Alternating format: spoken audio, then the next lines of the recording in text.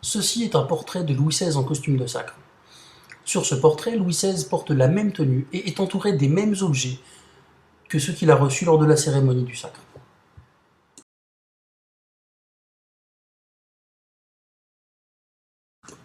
La couronne est le symbole du pouvoir suprême. Au-dessus de Louis XVI, il n'y a que Dieu. La parole de Louis XVI a force de loi dans tout le royaume. Le sceptre est le symbole du pouvoir de commander les sujets, qui doivent obéir au roi sans discuter ni même réfléchir.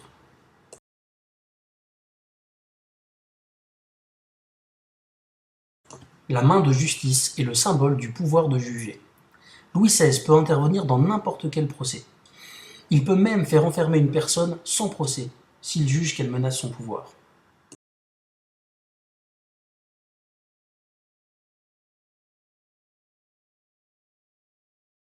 L'épée est le symbole du pouvoir militaire.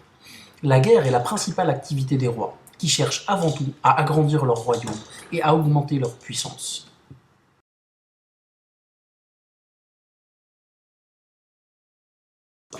La fleur de lys est l'emblème de la famille de Louis XVI, qui règne sur la France depuis l'an 987, c'est-à-dire depuis presque 800 ans, quand Louis XVI devient lui-même roi.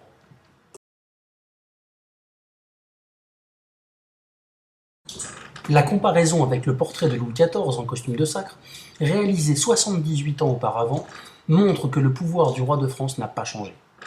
Comme Louis XIV, Louis XVI est un roi absolu, qui dispose de tous les pouvoirs. Pourtant, dans l'encyclopédie, Denis Diderot écrivait, je cite, « Le roi a reçu de ses sujets le pouvoir qu'il a sur eux, et ce pouvoir est limité par la loi.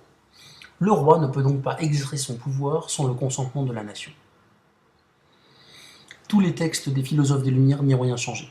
Comme nous venons de le voir, le roi continue à considérer que son pouvoir vient de Dieu et n'a aucune limite.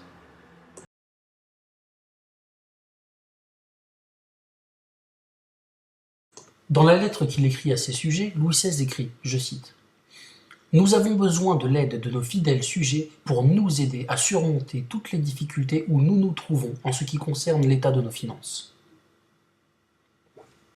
En fait, Louis XVI a tout simplement besoin d'argent. Voilà donc que Louis XVI, roi absolu, avoue des difficultés et demande de l'aide à ses sujets, alors que ses sujets sont censés se contenter d'obéir à ses ordres sans réfléchir.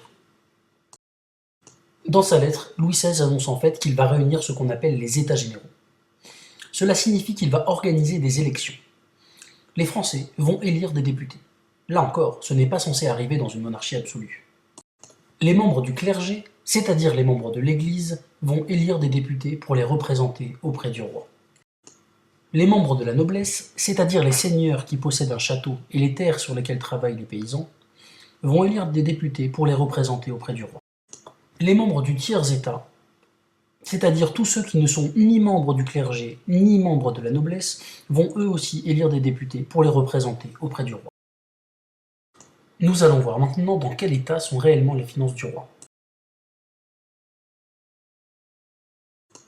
Comme on peut le voir ici, le roi dépense plus chaque année que ce que les impôts lui rapportent. Cela entraîne ce qu'on appelle un déficit. Chaque année, il manque de l'argent pour payer les soldats, l'entretien des routes, etc.